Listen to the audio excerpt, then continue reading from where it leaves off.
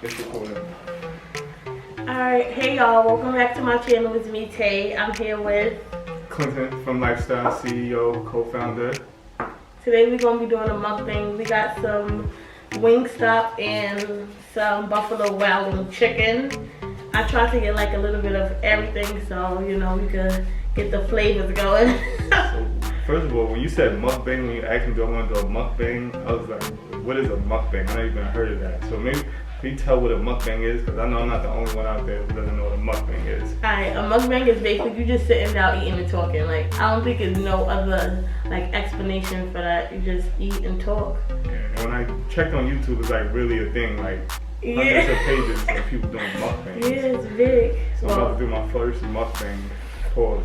I don't know what kind of chicken these are, so we just gonna be tasting and maybe we can try to figure out the flavors. Oh, you don't know the flavors? Nah, I just told her to just wing it. Okay, literally. Okay.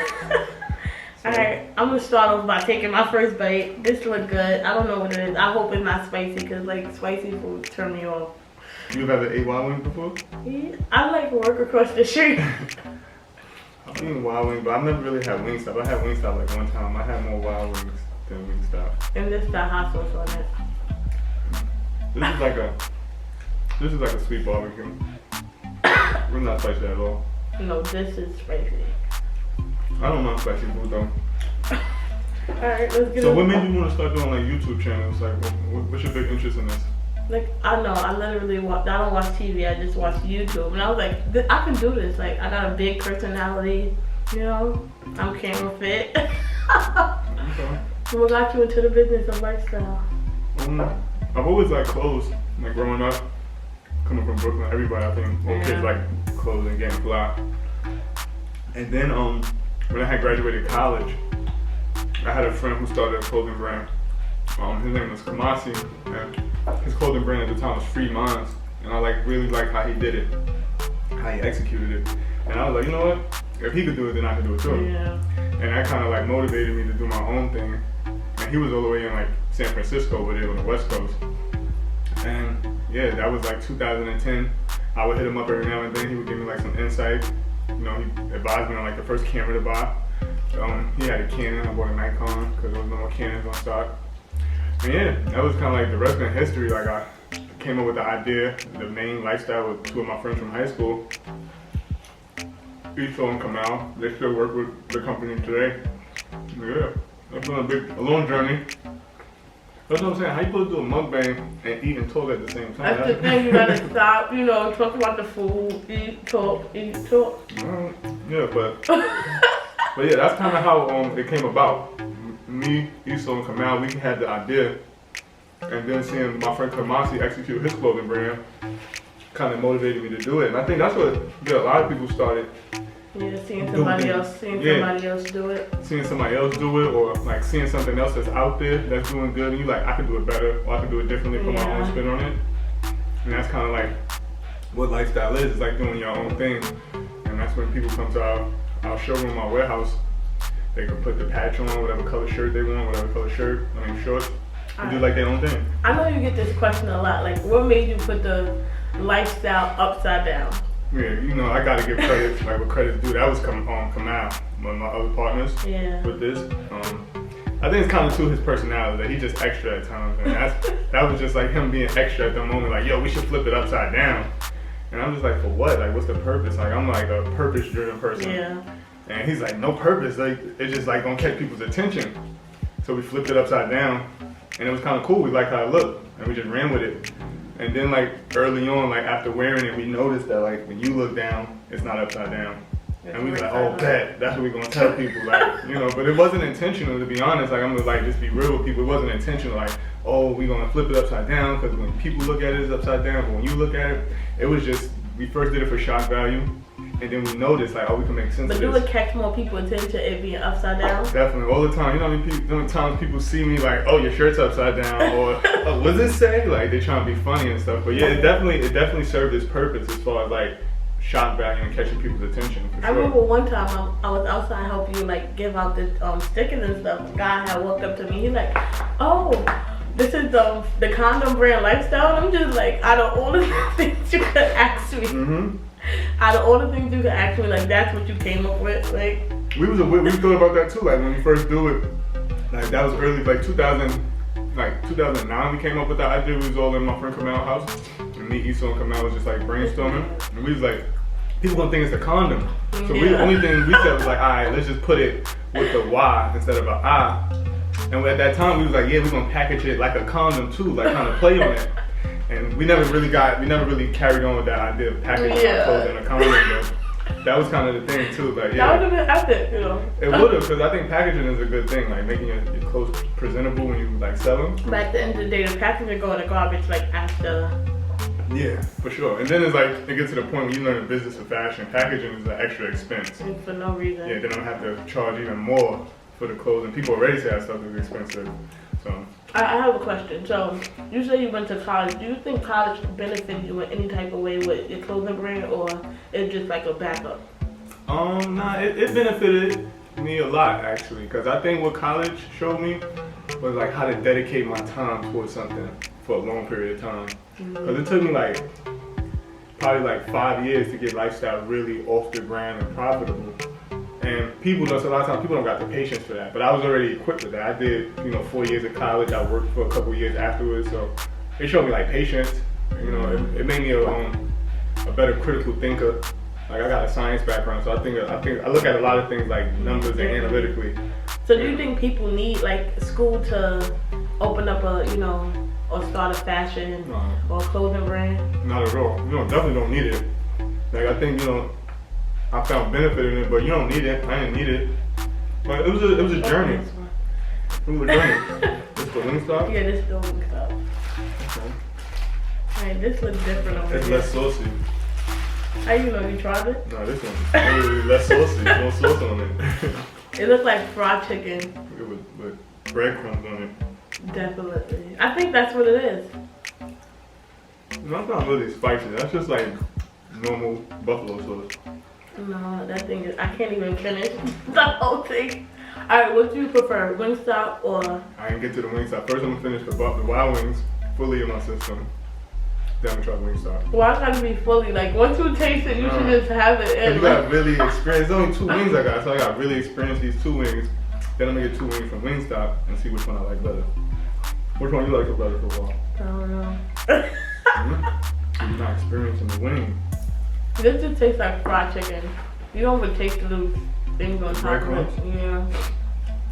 So what do you like? How would you identify your style? My style, I'm very basic. I'm a very basic person, very simple.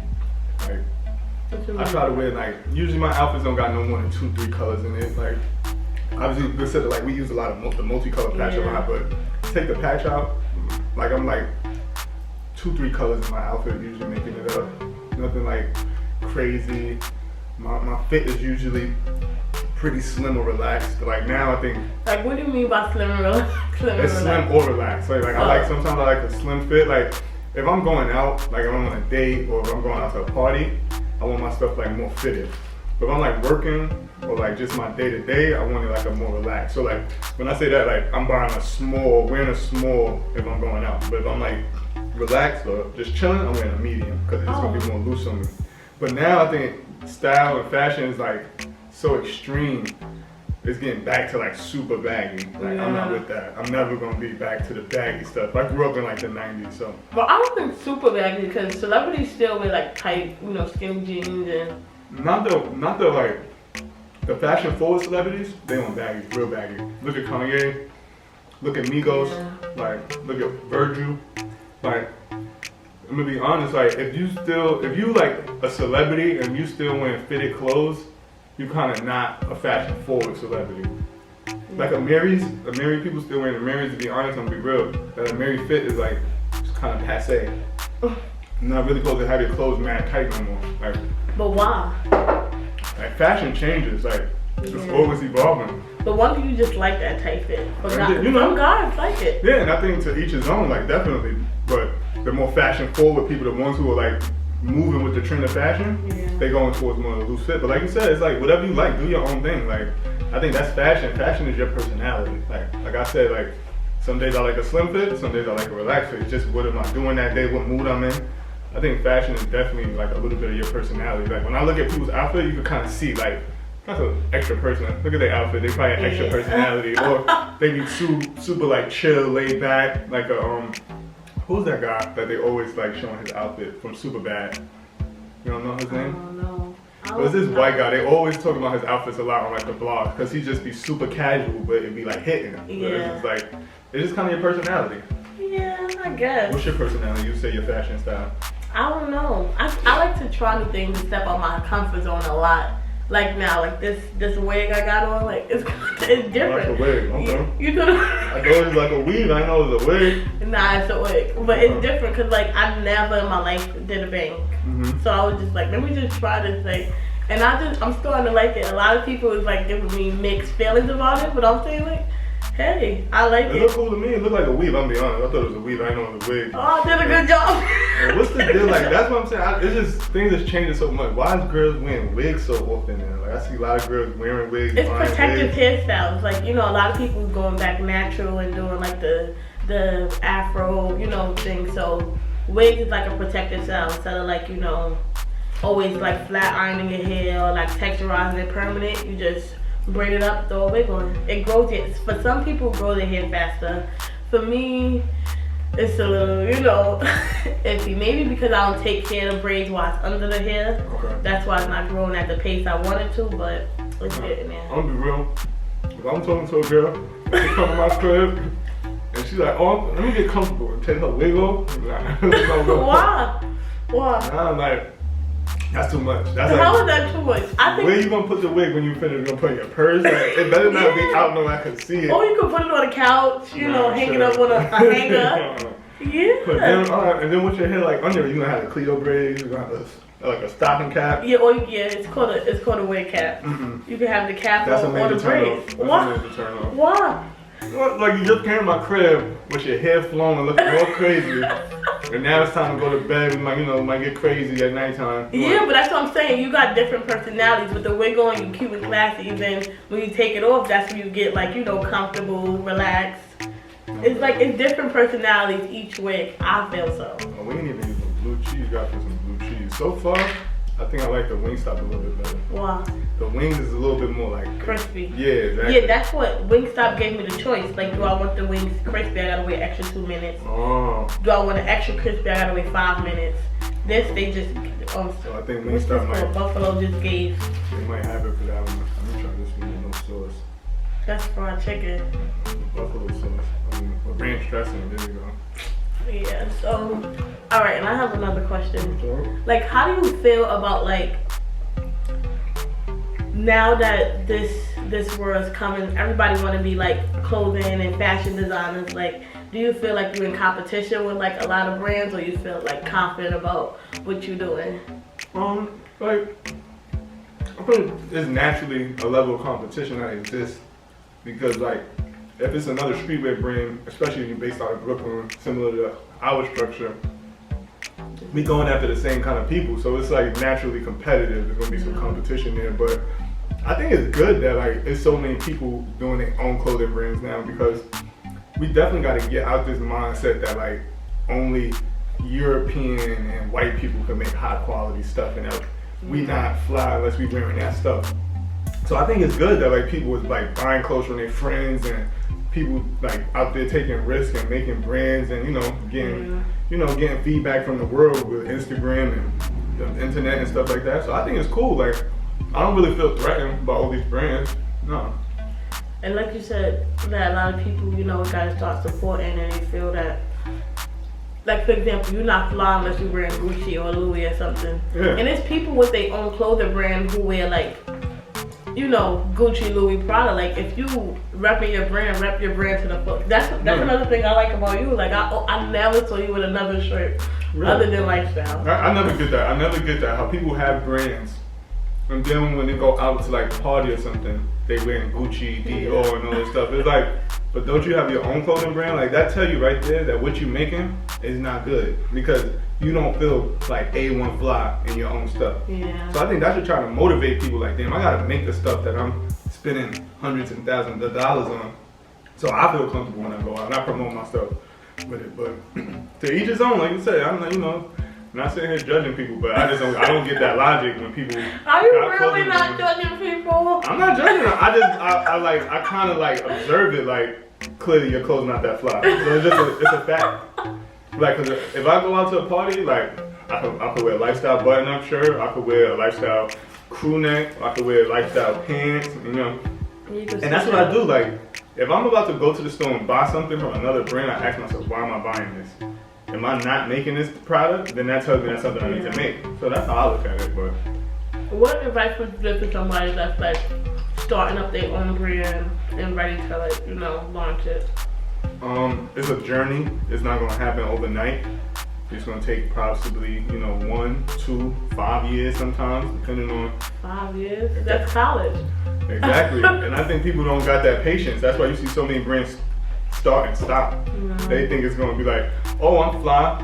People gonna buy it because I'm wearing it and I'm selling it. And then you see it's so much behind it, like having the manufacturing, having the time to go out and try new things and buy new fabrics. And it's a lot of components to a clothing brand. So people just look at it like, oh, I'm gonna make a t-shirt or I'm gonna make a sweatshirt and I'm gonna have a clothing brand. But that's when you get so much, like, I'm gonna be honest, like so much bullshit out here. People be having clothing brands, they be trash because they don't got no hustle behind it. They don't got no, like, they may have style, but they don't got no work ethic. Yeah. So that's it. I say it's hard work. It ain't nothing easy. No matter how fly you are, or how much of an influencer you are, it's still a lot of work. And that's why you see, like, celebrities sometimes can't even make those brands. Like, they brands be trash. Like, it don't always mean just because you got money and you got style, don't mean your brand gonna be like a 1, 2, 3 thing. That's what I'm saying. How you choose your prices for your clothes? Like, from the size, the shape, the colors, like how you pick the prices? Yeah.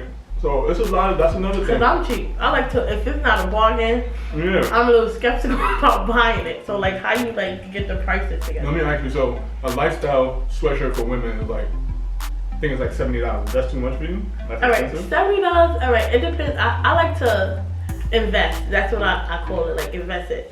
How many wears can I get out of it? Is it something I'm gonna wear often? You know, that's what I think about when I buy clothes. And even anything, when I buy anything. How many times Wingstop got the Wingstop is way better. Yeah, I was saying that. Hey, definitely yeah, I was saying that. We didn't even touch these after we ate them. I know. They're just crispier and the wings are smaller. Like, I don't like these big brolic wings. It made me think they don't like steroids. You know, they got Wingstop got halal wings. Oh. And these are not it. Oh, okay. But they bigger. They supposed to be bigger. Oh, okay. I don't want to trust the halal thing. No, nothing wrong, you know. I just. But yeah, back to your question, how we choose pricing. I mean, that's like, it's business. It's like, really, you got to go into like what they call the cost of goods. How much does it cost you to make the product? And then you got to mark up. It just has to happen. You have to mark it up to make profit for the company. Yeah. And then the markup depends on like how the company operates. Lifestyle is like somewhat of a bigger company in the sense that like we have a manufacturing facility and we have a showroom space. So we have rent that we got to incorporate. Then we got employees that we got to pay. So our markup is sometimes a little bit, you know, higher than that if I was selling clothes out of my house. So that's really how we do it. We see how much does it cost us to make it, and then we have like a markup that we have to kind of put in our price to allow us to like make some money to pay our bills. Yeah. And that's what people always be like, damn, $120 for a sweater? Yeah. I'd be like, yeah, but you know, it's a lot that goes into that. Like, we have over 50 patches that you gotta pick from, that you can pick from. Yeah. So that costs money to have all these patches on deck. We got like 20 different color shirts that you could pick from. It costs money to have all these shirts available. You know, sometimes I'm like, yo, you got an orange medium? All right, what about a yellow small? And what about a black extra large? We gotta have all that on deck. So that's what kind of goes into our pricing. So we try to explain that to the people, and then the fact that we got sewers like readily available to sew the product. So all that goes into our price, but you know, we've tried to find ways to make a more affordable product for people. But people come in, we show them this option, 120. Oh damn! Then I show them the other option, be like, well, this one is like $70, but now I want that one. Yeah. So I tell them like, if you want that one, then it's $120. You gotta pay the price. Yeah. So you don't want the more affordable one. You want that one.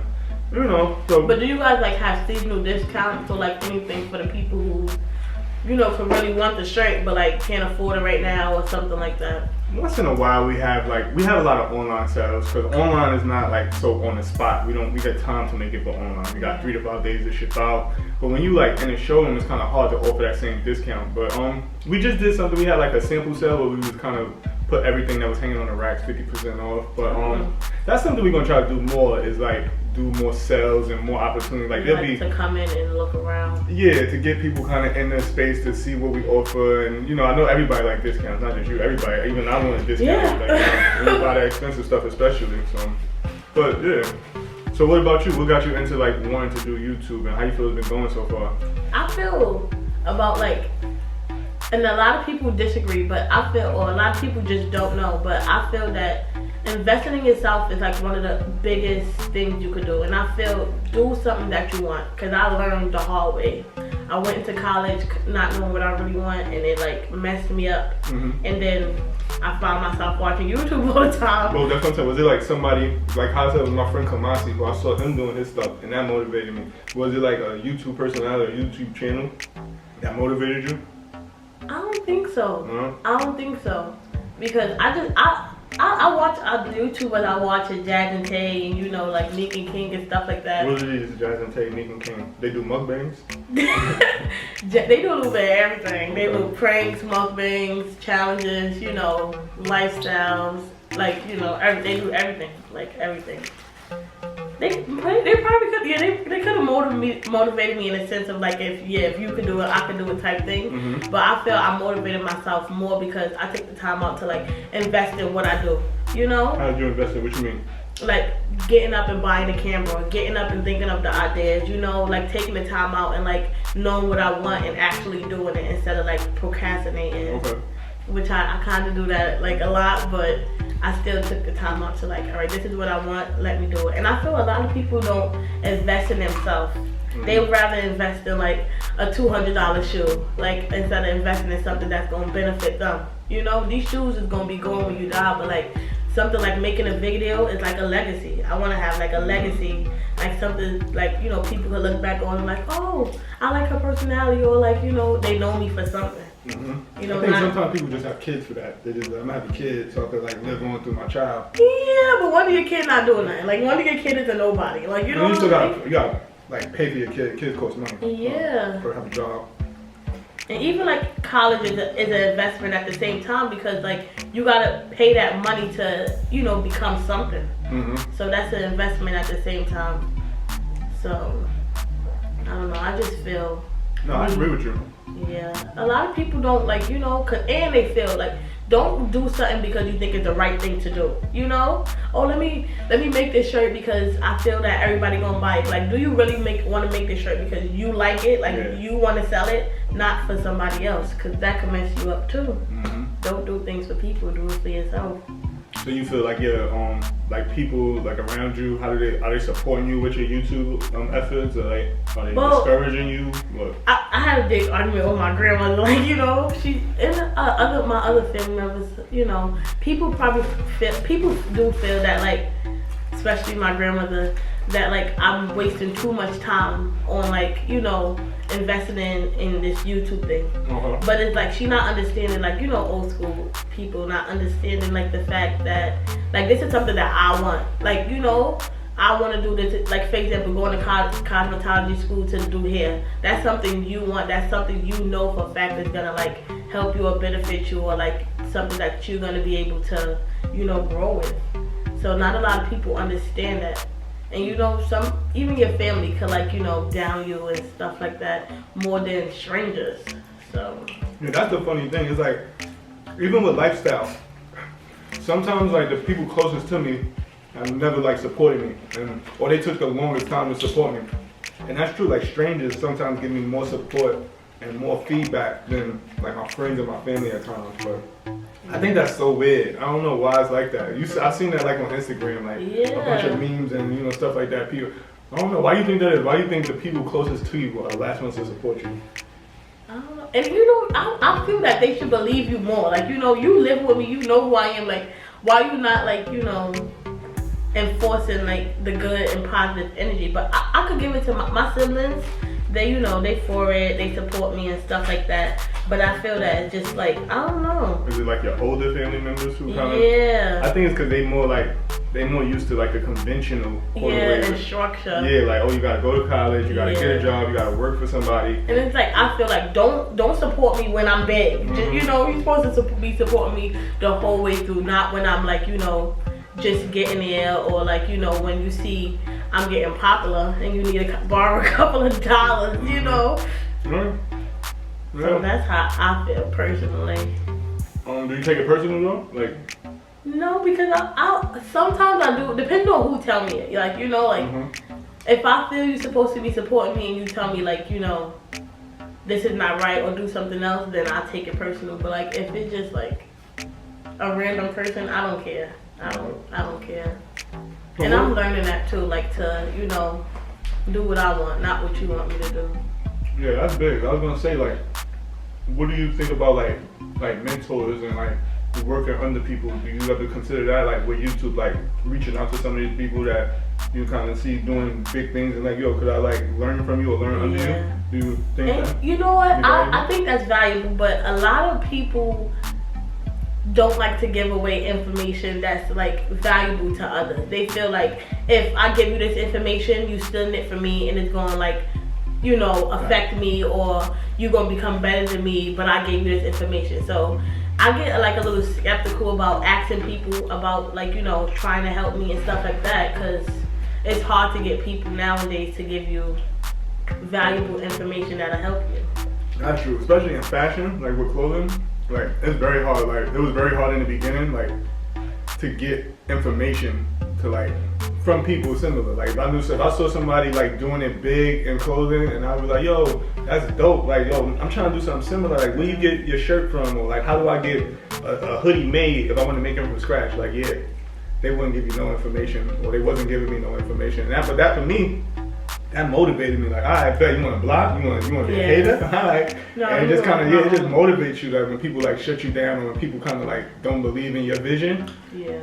But that's why it's important. You believe in your vision, like you were saying. Like you gotta really want to do it, because you're gonna get discouraged. I know even with the clothing, there was times I was like, yo, damn, like I'm spending so much money. Nobody even buying my joint, but you know they telling me it look good. I'm getting likes on Instagram, but I ain't getting no sales, and it be discouraging. But you just gotta keep pushing through it. That too, like how you get your sales up, like how you get people to like want to buy your stuff, like how you get people. Cause I have a problem with that on YouTube, like getting people to watch, like want to watch my stuff. Like you know, it's there, or it's not. You're not even paying to watch it. All you gotta do is click on the video and watch. Like why you just can't support?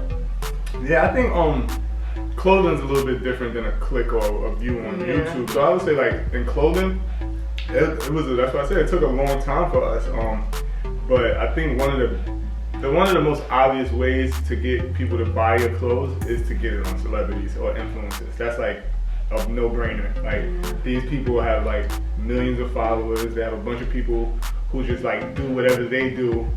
And if you can get your stuff on celebrities, it can likely lead to sales. It's not always going to lead to sales, but you know, consistently you doing that. If you like back to back on celebs and influencers, and they seeing it a lot, and they, you know, getting it on TV helps a lot. But it's hard to get in contact with celebrities. Like it is. It's a celebrity. Like, you know, everybody texting them, DMing them, emailing them like daily. Like how do your email or text or something stand out from everybody else's? Well, first and foremost, your product got to be good. Like if you're making something dope, you're more likely to get the attention of a celebrity when you say, hey, can you wear this? But if it's just a basic t-shirt that say, you know, your company name on it or your brand name, it might be a little bit harder than if you made like a dope leather jacket and you're like, yo, can you wear this? Alright, so we just gonna end the video right here. If you guys have or ideas, suggestions, comments, don't forget to comment, don't forget to like. You know, do you got anything else to? No. WINGSTOP one. And also about lifestyle, you could come in. Not a lot of people know you could come in and like, you know, make your own shirt. And you could you could come in and not make your own shirt. Put your own patch on your own shirt. If you guys want to come in and do it, feel free. The address is 56 Bogart. or you can order online and come in and pick it up. LYFESTYLENYC.com. The link is gonna be down in the description. And alright guys, bye. I guess. Middle fingers in the air, busting through the crowd. They gon' feel me now. Straight.